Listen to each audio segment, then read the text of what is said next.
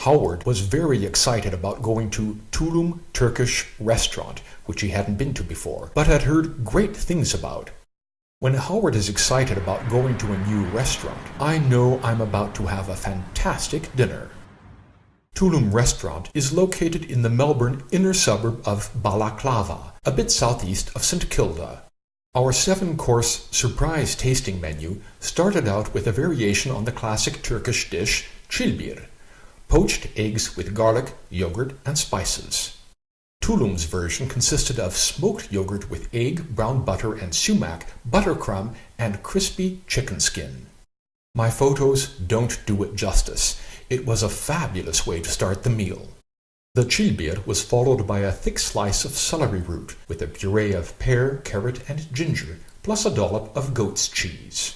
All of these floated in a broth containing pink peppercorns, oregano, and orange juice. One of the best celery root preparations I've ever had.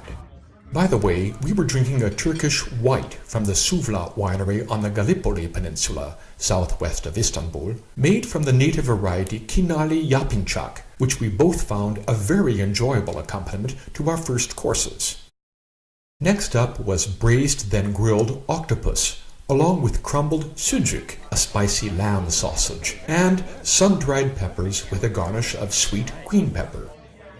Thank you very much. Would you like to leave the bottle for a minute?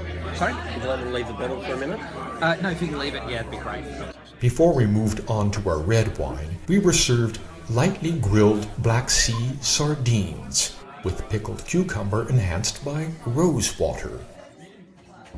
There were also wild local herbs, currants, and a broth made from sardine bones flavored with Turkish tea.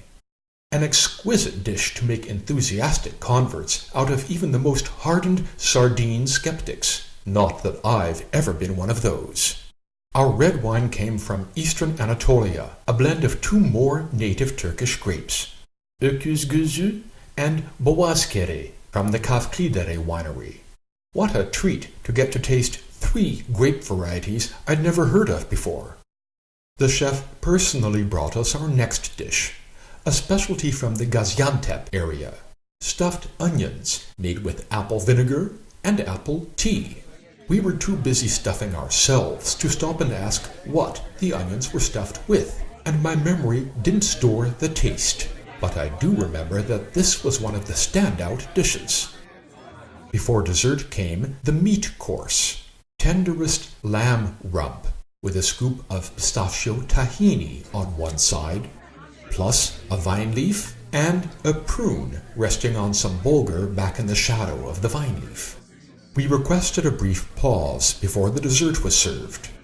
This turned out to be an extremely creative array of sweets made from fruits and nuts. 3 slices of pumpkin candy made in the soaking water derived from ornamental lime powder.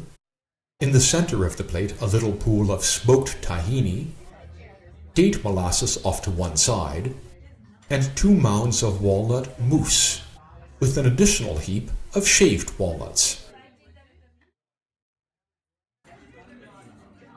We finished up our stunning dinner with a glass of raki, I hope that made the cut. the obvious ending to what was by far the most creative Turkish meal I have ever enjoyed.